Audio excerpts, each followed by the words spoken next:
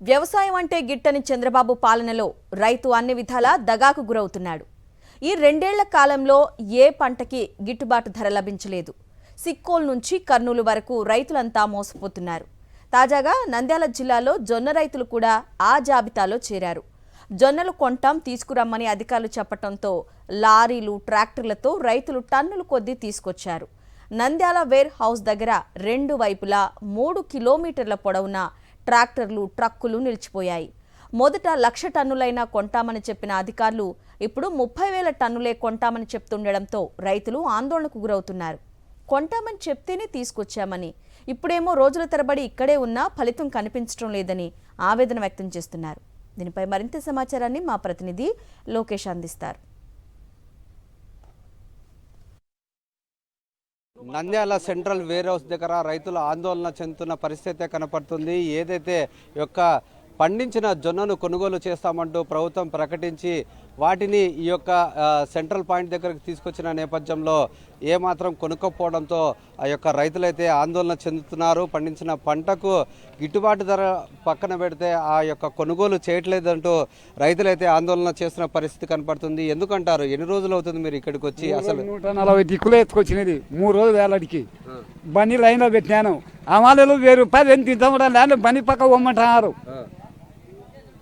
ఎన్నాళ్ళు బతకాల రైతు లేని గవర్నమెంట్ జొన్నలు కొనుక్కుంటేమి ఏం సాగుపడతారు కదా.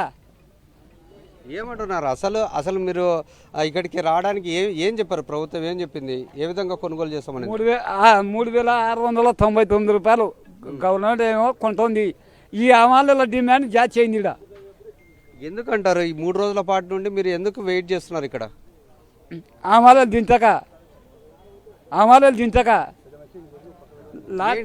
ఏమంటారు? అసలు సమస్య ఏమంటారు? ఇక్కడ జొన్న పంట ఏపీలో నంద్యాల డిస్టిక్లో పెసరవాయి గ్రామం ఎక్కువ జొన్న పంట పండించినారు. 1 ఎకరాకు వచ్చేసి 25 క్వింటాల దాకా పంట పండింది. ఈ పంట నమోదు కార్యక్రమంలో ఈ క్రాప్ నమోదు చేసి ఉన్నారు ప్రభుత్వం వారు. ఈ క్రాప్ నమోదు చేస్తూ ప్రభుత్వం ఇచ్చిన మద్దతు ధర ప్రకారంగా మేము కొంటామని చెప్పి ప్రతి రైతుకు డేట్ల ప్రకారంగా ఒక బిల్లు సర్క్యులేషన్ చేసినారు. ఆ బిల్లుల ప్రకారం నిన్నటి దాకా బండి ఆత్మకూరు గోడను కొన్ని గోడన్లకు వాళ్ళు అలాట్మెంట్ ఇచ్చినారు. అక్కడ గోడన్లు ఫుల్ అయినాయని చెప్పి ఇక నంద్యాల సెంట్రల్ గోడన్కి ఎత్తుకొని రామని వాళ్ళు మాకు రసీదుల ద్వారా వాట్సాప్ల ద్వారా పంపించినారు. మేము ఆ విధంగానే రైతులం ఒక 3-4 కలిసి ఒక బండి ఎత్తుకొని 800 ప్యాకెట్ల వరకు వాళ్ళు ఇచ్చిన జీపీఎస్ ప్రకారంగా ఎత్తుకొని వచ్చినాము. ఇక్కడికి ఎత్తుకొచ్చిన తర్వాత వాళ్ళు మీకు ట్రక్ షీట్లు లేవు, అవి లేవు, మాకు అలాట్మెంట్ అయిపోయింది, మేము దించలేము, అలాట్మెంట్ తక్కువ ఉంది మేము అని చెప్పే ఒక దురుద్దేశంతో వాళ్ళు బండ్లను అన్ని రోడ్డు మీద బ్లాక్ చేసి నిలబెట్టినారు. వాళ్ళకి ఆల్రెడీ ఈ క్రాప్ బుకింగ్ ఉంది కాబట్టి వాళ్ళకి ఎంత అలాట్మెంటు ఎంత ఉంది, ఏ గ్రామంలో ఎంత ఉంది అనేది కూడా అలాట్మెంట్ తెలిసి మళ్ళీ కేవలం అలాట్మెంట్ తక్కువ ఇచ్చినారని చెప్పి రైతులను ఎత్తుకొని రమ్మని చెప్పి రోడ్డు మీద వేసి రోడ్డు మీద 3-4 రోజుల నుంచి మేము దొల్లాడిపోతున్నాము. వాళ్ళు ఇచ్చిన ట్రక్ షీట్ల ప్రకారంగానే మేము ఎత్తుకొచ్చినాము. వాళ్ళు ఇచ్చిన దాని ప్రకారంగా టోకన్ చూస్తే 28వ తారీఖు 28/4/2026 వరకు ఉంది టోకన్ ఇచ్చారు. అయితే ఇప్పటికీ ఆల్రెడీ ఒక నెల ఒక నెల కావస్తుంది. కానీ కొంతమంది ముందు రైతులు వెనకబడినందుకు వాళ్ళు పోనీలే కొన్నాళ్ళు ఉండండి అన్న, 1 వారం ఉండండి, 10 రోజులు ఉండండి, లిస్ట్ తర్వాత లిస్ట్ ఎత్తామని చెప్పుకుంటూ వచ్చినారు. సరే అని చెప్పినారు. లాస్ట్కు 3-4 రోజుల కల్లా ఈ లిస్ట్ అలాట్మెంట్లు వచ్చినాయి, ఎత్తుకొని రమ్మన్నారు. జీపీఎస్లు కూడా ఇచ్చినారు. జీపీఎస్ ప్రకారం ఎత్తుకొచ్చినాం. జీపీఎస్ ఇచ్చిన తర్వాత దీంట్లో వాళ్ళు మాకు ట్రక్ షీట్ కొట్టియాలా. ఆ ట్రక్ షీట్ కొట్టియడంలే. ట్రక్ షీట్ కొట్టిస్తేనే మేము గోడౌన్లో అనౌన్స్ చేస్తాం, దించుతామని గోడౌన్ వాళ్ళు చెప్తున్నారు. అది వాళ్ళకి కరెక్టే. మాకు ట్రక్ షీట్ లేకుండా వాళ్ళని దించుకోమంటే మాకు రేపు డబ్బులు అన్ని ఇబ్బంది అవుతాయి, మా పాలసీలు మేము రావాలని చెప్పి రోడ్డు మీద నిలబడి మేము బాధపడుతున్నాం రైతులం. అంటే ఇప్పుడున్న సిచ్యువేషన్లో వాళ్ళు అధికారులు చెప్పే మాటలు ఏమంటారు? అసలు అధికారులు ఏమన్నా అలాట్మెంట్ అయిపోయి వచ్చింది, అలాట్మెంట్ లేదు మా దగ్గర, మీకు ట్రక్ షీట్లు కొట్టేయడానికి మాకు నెట్వర్క్ పనిచేయడం 3 రోజుల నుంచి నెట్వర్క్ పనిచేయడం లేదని చెప్తున్నారు. ఇక్కడ గోడౌన్ల దగ్గరికి పోతే ఒక లారీకి 1000 రూపాయలు ఇవ్వాలా మేము అన్లోడ్కి పెడితే కూడా. సరే వాళ్ళు కష్టం చేస్తున్నారు ఆ మాలోళ్ళు, వాళ్ళకి గిట్టదు గవర్నమెంట్ ఏంటంటే అది రైతులు రిక్వెస్ట్ చేసి వాళ్ళకు సాయం చేస్తున్నారు రైతులు మేము వెళ్ళిపోవాలని. మరి అలాట్ పూర్తి అయితే మరి మీరు నష్టపోతారా? అలాట్మెంట్ క్యాన్సిల్ అయితే మేము దాదాపు ఒక క్వింటాల్కి వచ్చేసి 900 రూపాయలు నష్టపోతాం. ఇప్పుడు పబ్లిక్ మార్కెట్కు ప్రభుత్వ మద్దతు మార్కెట్కు 900 రూపాయలు తేడా ఉంది. 900 రూపాయలు ప్రతి క్వింటాల్కు నష్టపోతాం. అంటే 1 ఎకరాకి ఎంత వస్తుంది? దాదాపు 30,000 రూపాయలు లాస్ వస్తుంది. 1 ఎకరాకు 30,000 రూపాయలు వస్తుంది. పెట్టుబడి వెళ్ళిపోతుంది రైతుకు. పబ్లిక్ మార్కెట్ కొంటే వాడు ఎంత అడుగుతున్నారు 2500 2600 అడుగుతున్నాడు. మాకు గవర్నమెంట్ ప్రకారంగా ₹1 తక్కువ 3700 గవర్నమెంట్ ప్రకారంగా ఉంది. సరే మాకు 200 ఖర్చులు పోతాయి. ట్రాన్స్పోర్ట్ లెక్కైతే ట్రాన్స్పోర్ట్ గవర్నమెంటే తోలాలా.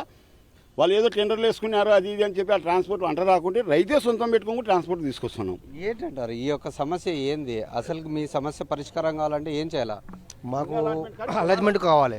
అలాజ్మెంట్ ఎగస్ట్రా ఇస్తే మాకు ఉన్నది రైతుల కాడ వచ్చేసి అలాజ్మెంట్ తక్కువ ఇచ్చారు. 30 మెట్రిక్ టన్నులు అంటే ఇది అయ్యేది కాదు. ఆల్రెడీ రైతు భరోసా నుంచి కనీసం అంటే 1,00,000 మెట్రిక్ టన్నుల వరకు వాళ్ళ ఆన్ రిపోర్ట్లోనే ఉంది. ఆ రిపోర్ట్ ఉన్న కాడికి కనీసం ఆడికైనా తీసుకోవాలి కదా. ఆన్ రిపోర్ట్ ఉన్నట్టుగానే తీసుకోవాలి. సరే ఇప్పుడు ఇచ్చారు 30,000 ఇచ్చారు. ఆ 30,000లో ఎవరు దిగినాయి? అందులో ఎవరున్నారు? ఒరిజినల్గా రైతులే ఉన్నారా? మరి అంటే ఈ యొక్క ప్రాంతంలో నంద్యాల జిల్లాకు సంబంధించిన దాకానే దగ్గర 1,00,000 మెట్రిక్ టన్నులకు సంబంధించిన జొన్న ఉత్పత్తి అవుతుంది. వాటిని ఒక పంటను కొనుగోలు చేస్తామని ప్రభుత్వం చెప్పింది. మరి ఇప్పుడు కొనుగోలు చేసేది ఎంత కొనుగోలు చేస్తున్నారు? ఇప్పుడు 30,000 మాకు 30,000 మాత్రమే వచ్చింది. మాకు అలాజ్మెంట్ ఆడి వరకే ఉంది. ఆడి వరకే కొనగలుగుతాం, అవతల కొనలేము. ఇంకా మాకు ఫర్దర్గా ఏదైనా ఆప్షన్ ఇస్తే తీసుకుంటాం, లేదంటే లేదనే కింద మాట్లాడుతున్నారు. మరి అంటే మిగతా 70,000 మెట్రిక్ టన్నులకు సంబంధించిన రైతు నష్టపోతారు కదా? చాలా నష్టపోతారు. ఆ విధంగా నేను ఆ 30,000 ఇచ్చిన దాంట్లో కూడా ఎంతవరకు ఒరిజినల్గా రైతులు దిగినాయి? రైతువే దిగినాయని దానికి ఏముంది? ఎట్లా వస్తున్నాయి? గోడంగులు ఎలా ఫుల్ అవుతున్నాయి? అది కొంచెం ప్రభుత్వం కూడా ఆలోచన చేయాల్సిన విషయం. ముందు రైతు వచ్చిన తర్వాత మీరు ఫర్దర్గా ఏం చేసుకున్నా మాకు అనవసరం విషయం. కనీసం మీరు ముందు రైతులు రోడ్ల మీద ఉన్న పరిస్థితి పొలాలలో ఉన్నాయి. ఇప్పుడు ఇంకా వర్ణదేవుడు ఇంకా మనకు సహకరించలేదు కాబట్టి ఇంకా మనకు కొంతవరకు మేలు. అదే వరుణుడు ఇదే టైంలో పడి ఉండింటే మొత్తం జొన్నలలో మొత్తం కళాలలో పొలాలలోనే ఉన్నాయి. గతంలో ఎట్లా ఉండేది? అంటే ఆర్బీక సెంటర్ల ద్వారా గత ప్రభుత్వం అయితే కొనుగోలు చేసేదా? ఎవరైనా చేసేవారే. కాకపోతే అడిషనల్ ఆ టైంలో కూడా మాకు జరిగింది, గత ప్రభుత్వంలో కూడా జరిగింది. కాకపోతే ఫర్దర్గా మళ్ళీ కొంత టైం తీసుకుని మళ్ళీ కొనడం జరిగింది. ఇప్పుడు ఆ విధంగా కూడా చెప్పడం లేక మాకు ఇడికి అయిపోయింది, మాకు ఇంకా పైనుంచి రావాలి, లేదు మేము కంపల్సరీ తీస్తాము. ఇప్పుడు 70,000 మెట్రిక్ టన్నులు ఇంకా బ్యాలెన్స్ ఉంది కదా, ఆ 70,000 రావాలి కదా, వస్తుంది కంపల్గా కొంటామని చెప్తే మాకు ప్రాబ్లం లేదు. ఇప్పుడు లేదు ఈడికి అయింది అయిపోయింది అంటే మా తర్వాత పరిస్థితి ఏ విధంగా ఉంటుందో అది తెలియాలి కదా. ఏమంటారు? అంటే ఈ యొక్క సమస్య పరిష్కారం అంటే ఏంటి? ఏం చేయాలా? ఏం చేయాలంటే ఇప్పుడు గవర్నమెంట్ మాకున్నది 4.5 పొలం. 4.5 పొలంలో మాకు వచ్చేసింది 107 బ్యాగులు వచ్చినాయి. 107 బ్యాగులకు వచ్చేసి నేను 66 బ్యాగులే తీసుకొని వచ్చిన. 66 బ్యాగులు తీసుకొచ్చి 3 రోజులు కంటే పడిగాపులు కాస్తున్నాను ఇక్కడ. మళ్ళీ ఇటు ట్రక్ షీట్ కొడతామని వాట్సాప్ పెడతామని ఇప్పుడు పెట్టినాడు వాట్సాప్. ఇప్పుడు పెడితే ఇప్పుడు మేము ఎప్పుడు లైన్లో దిగాలి, ఎప్పుడు దిగాలని. అంటే కొంతవరకు మాత్రమే కొనుగోలు చేస్తామని చెప్పేసి ప్రభుత్వం చెప్తుంది కదా, దానివల్ల పూర్తిగా రైతు నష్టపోతాడు కదా? నష్టపోతాడు, ఫుల్ నష్టపోతాడు. ఎందుకు ఈ ప్రభుత్వంగా ఇప్పుడు కొనుగోలు లేనప్పుడు ఎందుకు చెప్పాలి ఇదల్లా? అంటే మీకు ఎప్పుడు డేట్ ఇచ్చారు? అంటే టోకన్ ఏమైనా చెప్పారా? అంటే ఈ టైం లోపల రావాలని చెప్పేసి ఏం చెప్పలేదు అది. మేము ఫస్ట్ 2 ఎకరాలని సీరియల్ నెంబర్ నాకు 254 వచ్చింది. 254 వరకు నేను వెయిట్ చేసేసరికి ఇప్పుడు 254 సీరియల్ వచ్చేసరికి ఆ ఏ రోజు ఫుల్ అయిందన్నారు. ఏ రోజు ఫుల్ అయిందని మా పరిస్థితి అంటే ఇక్కడ రాస్తామన్నారు.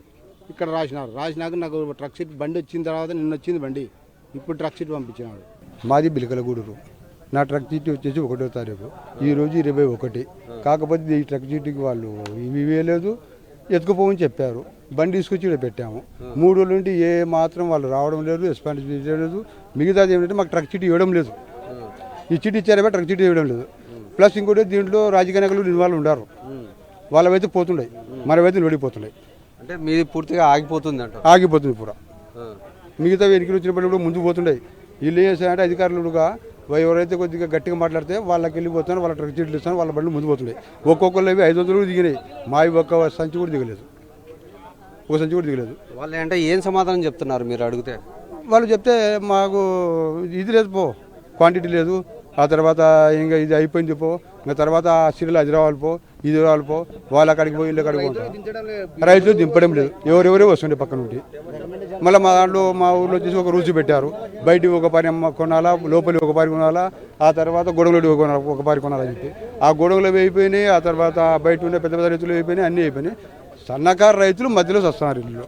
ఇది మనం చూసుకున్నట్లయితే ఇక్కడ ఉన్న రైతులైతే ఆందోళన చెందుతున్న పరిస్థితి కనపడుతుంది. ఏదైతే వీరికి ఒక టోకన్లు ఇచ్చి నెల రోజుల ముందుగానే ఇక్కడికి రావాలా, ఈ సమయంలో రావాలని చెప్పేసి చెప్పినప్పటికి కూడా ఇక్కడికి వచ్చిన తర్వాత ఈ యొక్క పూర్తిగా కంప్లీట్ అయిపోయిందంటూ కొంతవరకు లిమిటెడ్ మాత్రమే ఈ యొక్క జొన్నలు కొనుగోలు చేస్తామంటూ వాళ్ళు చెప్పడంతో అలాట్మెంట్ అయిపోతుందనే ఒక టెన్షన్తో రైతులైతే ఆందోళన చెందుతున్నారు. ఎందుకంటే ఈ యొక్క పంట పండించడానికి వేల రూపాయలు ఖర్చు చేసినప్పటికీ కూడా ఈ యొక్క కొనుగోలు చేయడానికి ప్రభుత్వం ఆలోచించడంపై రైతులైతే ఆందోళన చెందుతున్న పరిస్థితి కనపడుతుంది.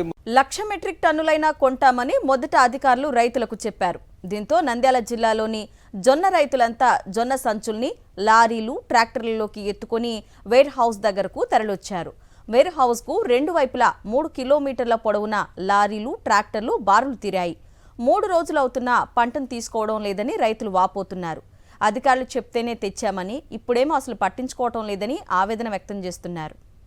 దీనిపై మరిన్ని వివరాలు మా ప్రతినిధి లోకేష్ అందిస్తారు.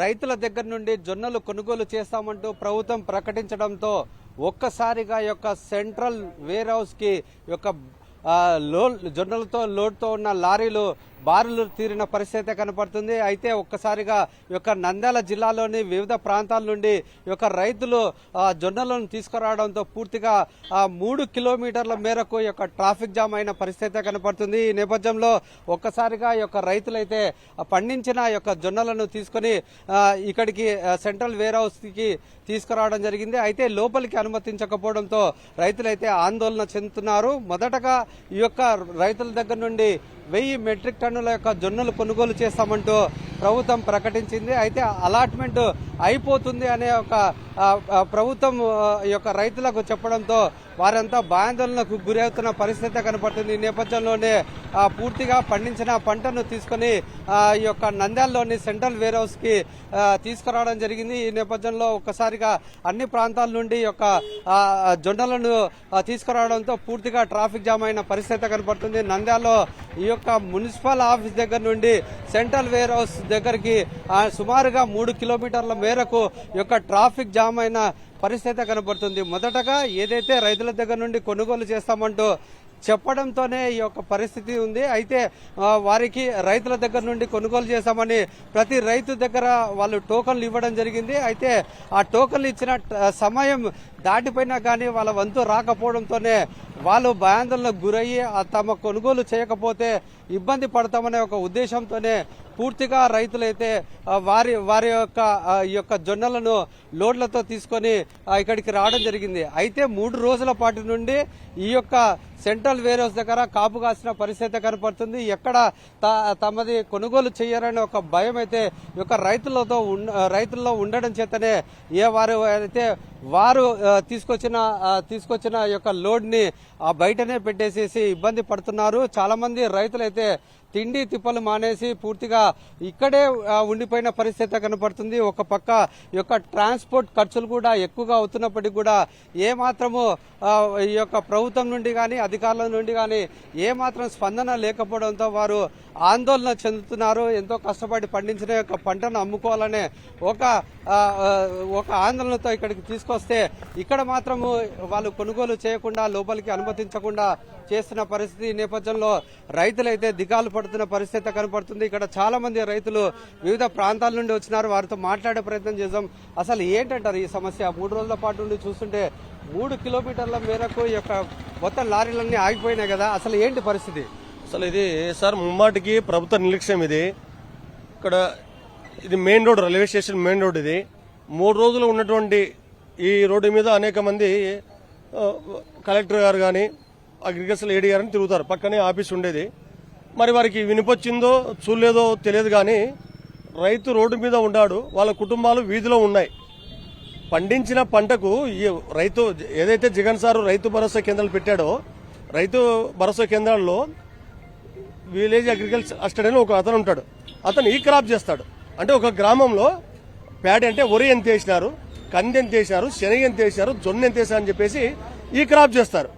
వాటిని బట్టి వీరు ప్రభుత్వం కొనుగోలు చేయాలి. సిస్టమ్ అది. అంటే ఆ రోజు జగన్ గారు తీసుకొచ్చిన ప్రభుత్వం సిస్టమ్ అది. ఇది మీరు ఆ సిస్టాన్ని మీరు ఫాలో అవుతున్నారు. అయినప్పటికీ మీకు ఎంత ధాన్యము పండిందనే విషయాన్ని మీకు తెలుసు. ఈ క్రాప్ ద్వారా మీకు ఆన్లైన్లో మీకు ప్రభుత్వ పరంగా మీకు తెలుసు.